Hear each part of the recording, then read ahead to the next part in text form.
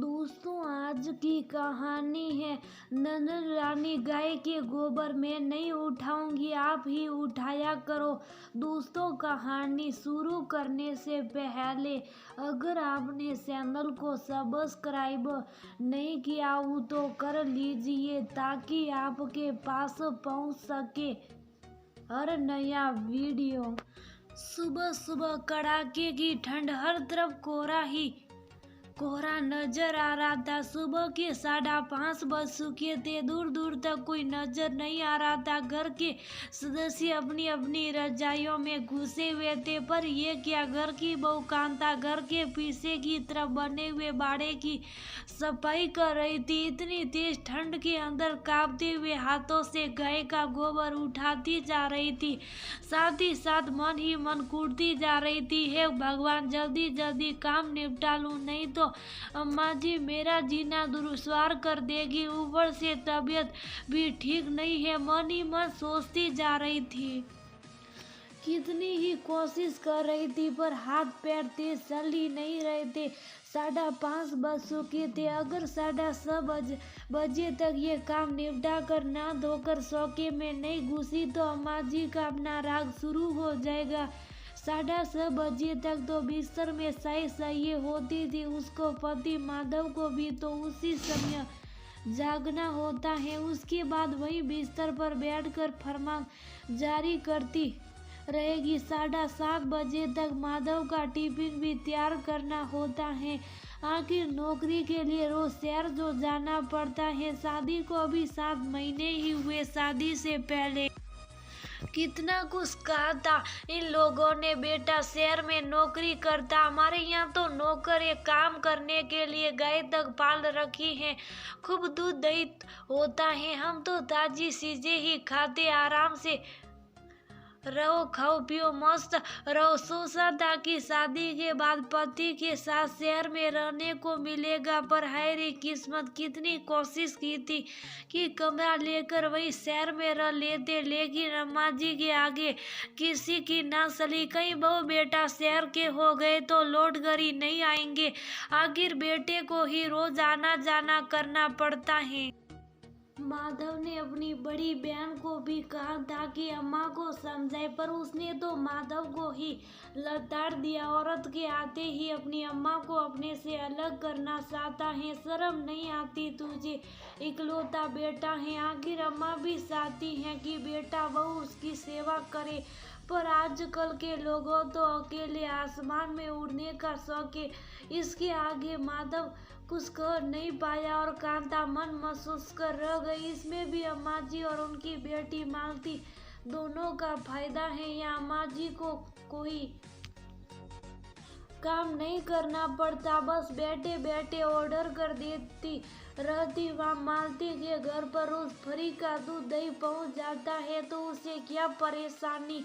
ऊपर से 2 गाय और पाल रखी हैं। पहले तो नौकर लगा रखा था, पर अब कांता के आने के बाद उसे भी हटा दिया। अब तो अम्मा जी भी पीछे बाड़े में आकर देखती भी नहीं। अम्मा जी ने जितना शादी के पहले कहा था उन सब के ढोल के पौल तो अब पता चल रहे थे। जैसे तैसे काम निपटा कर नहा धोकर कांता रसोई घर में चाय बना ही रही थी कि अम्मा जी की आवाज आई। अरे ओ महारानी, सो गई कि आज चाय मिलेगी कि नहीं? बस अम्मा जी ला रहे हैं, कहकर कांता ने चाय 2 कप में डाली और अम्मा जी को देने चली गई। अम्मा जी आपकी चाय, हमें तो लगा था आज हमें चाय नसीब भी नहीं होगी। कितनी देर लगा दी, जाकर माधव को भी चाय दे दे और खबरदार उसके पास बात करने बैठी तो समय व्यर्थ हो जाएगा। उधर मालती भी इंतजार करती होगी पति के पास कब बैठना है कब नहीं, ये भी अब अम्मा जी डिसाइड करेगी। मन ही मन कूटती हुई कांता माधव को चाय देने चली गई और फटाफट काम करने लगी। इतने में फिर अम्मा जी की आवाज आई, बहू बर्तनों को धोकर ही उसमें दूध डालना। मालती ने कहा है कि उसकी सास आने वाली है, बर्तन बिल्कुल साफ सुथरे होने चाहिए। हाँ, हम तो गंदगी में ही रहते हैं। कांता के मन ही मन बड़बड़ाती हुई बोली, अम्मा जी बर्तन तो रात को ही धो दिए थे। रात को बर्तन धोकर रखी थी तो क्या बर्तन फिर से धो ले। काम करते ही जोर आता है। और सुन, सारा दूध डाल देना और वह दही जमा रखा है वो भी अलग केतली में डाल दे। दूसरी गाय बीमार होने के चक्कर में रोज एक ही गाय से दूध मिल रहा है। वहाँ शहर में तो कहाँ ताजी चीज खाने को मिलती होगी। इसे ये सुनकर के कांता के हाथ जा काम कर रहे थे वहीं रुक गए। मन ही मन सोचने लगी, सारा दूध भेजने के लिए कह रही है, फिर तो घर में कुछ भी नहीं बचेगा, फिर मेरी तबीयत भी ठीक नहीं रहती। डॉक्टर तक ने मुझे दूध लेने को कहा है। इतना काम करने के बावजूद भी मुझे कुछ भी खाने को नहीं मिलता। माधव और अम्मा जी तो अभी नाश्ते के साथ एक गिलास दूध का घटक लेंगे, पर मेरा क्या। मुझे तो चाय भी नहीं पीने देती। कहती हैं कि चाय पीकर रसोई में काम करेगी तो रसोई झूठी हो जाएगी। आखिर हिम्मत करके अम्मा के पास गई तो देखा अम्मा जी मोबाइल पर बात कर रही थी। कांता को दरवाजे पर खड़ा देखकर बोली, अरे तो अभी तक यही खड़ी है, जल्दी से दूध केतली में डाल। वहाँ मालती दूध का इंतजार कर रही है। देख, उसका फोन भी आ गया। आखिर हिम्मत कर कांता बोली, पर अम्मा जी सारा दूध भेज देंगे तो घर के लिए दूध नहीं बच पाएगा। अब क्या करना है। दूध का नाश्ते में सब दूध ले ही लेंगे और कोई मेहमान आए तो पड़ोस की दुकान से मोल ले आएंगे। पर अम्मा जी मुझे बहुत कमजोरी हो रही। आपको पता ही है कि डॉक्टर ने कहा था कि सुबह शाम एक गिलास दूध ले लिया करो। हो कुछ नहीं होता, शरीर को जैसा बनाओ वैसा बन जाता है। इसलिए काम चोरी छोड़ के जरा जल्दी जल्दी हाथ पैर चलाओ ताकि शरीर मजबूत बने। और वैसे भी मेरी बच्ची के दूध पर नजर मत मार। भला कभी सुना है कि बहुओं को भी दोनों टाइप दूध पीने को मिलता है। अम्मा ने अपना मोबाइल स्पीकर चालू कर दिया। ले सुन मालती, आजकल की बहू के नखरे। अरे अम्मा, अपनी बहू से तो पूछ कि उसके माई के दूध दही की नदियाँ बहती थी क्या। अरे ससुराल में ऐसा आराम मिल रहा है तो सिर पर सड़ कर नाच रही है। जरा संभाल के रखना। महारानी की तरह जिंदगी जीने की आदत हो गई है उसे, कहकर मालती जोर जोर से हंसने लगी। कांता को अभी भी वहाँ खड़ा देखकर अम्मा जी बोली, अभी कुछ सुनना है क्या। जाकर अपना काम कर। उस समय तो कांता ने कुछ नहीं कहा, चुपचाप रसोई में जाकर दूध दही केतली में डाल कर दे दिए। लेकिन दिमाग में उसके बहुत कुछ चल रहा था। पूरे दिन का काम यूं ही चलता रहा। शाम को अम्मा अपनी आस पड़ोस की महिला मंडली के साथ बैठी पंचायती कर रही थी कि उसी समय मालती का फोन आया। ये क्या है अम्मा, तुमने गाय मेरे घर क्यों भेज दी। कौन सी गाय, कैसी बात कर रही है तू। अरे वही गाय जो रामदीन काका मेरे घर के सामने बांध कर चले गए।